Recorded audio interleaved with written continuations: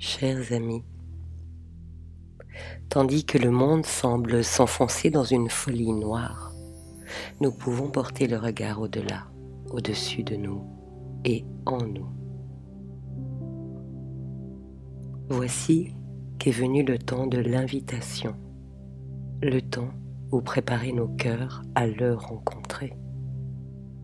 Dans la simplicité de nos cœurs, dresser notre table, une nappe blanche, quelques chandelles, et savoir que la simplicité même lui est agréable et désirable. Pour le recevoir, avoir le cœur en fête, ressentir ce moment qui approche avec foi et certitude. Lorsqu'on invite un ami, on ne doute pas de sa venue. On balaie sa maison, on l'embellit, on la parfume, on vit dans la joie anticipative de sa venue. Il prépare sa venue dans les cœurs ouverts, un moment de grâce sur la terre. Ne nous laissons pas distraire par le bruit du monde. Chacun a le loisir de créer une atmosphère paisible et confiante dans son cœur, dans son inviolable demeure.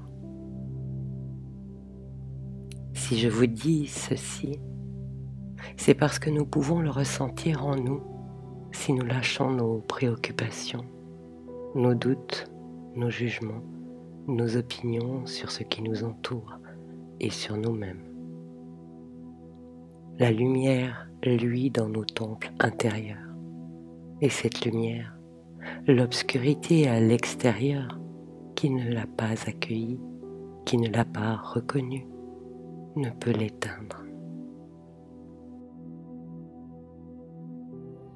Chers amis, gardons notre confiance et notre foi à l'heure où nous le convions à nous rencontrer. Souvenons-nous de ce moment merveilleux où il viendra, posera son regard de lumière sur nous et nous sourira avec douceur, nous consolera, nous encouragera, nous portant au-dessus de nous-mêmes dans la joie d'être ce que nous sommes. Ayant accroché au cœur cette vision splendide, nous effectuerons chacune de nos tâches dans la joie et l'allégresse. Nous nous contenterons avec légèreté du quotidien. Nous traverserons chaque défi comme l'esquif fend les flots, quelles que soient les vagues, nous laissant porter par la certitude de sa venue proche. Pâques, cette année, pourrait bien être une Pâque spéciale. Nous pourrons sentir le souffle de l'Esprit passer sur nous, caresser nos visages et nos mains, descendre dans nos poitrines et y apporter un souffle nouveau.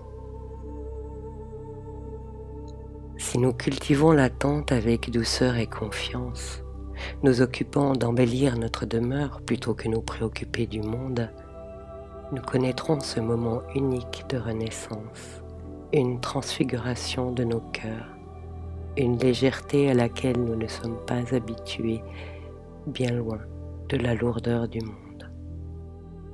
Mais nous ne sommes pas du monde, nous sommes simplement dans le monde, telles de petites échardes dans la chair du monde, de petites échardes qui en poussent plus d'un à s'éveiller et à dire oui.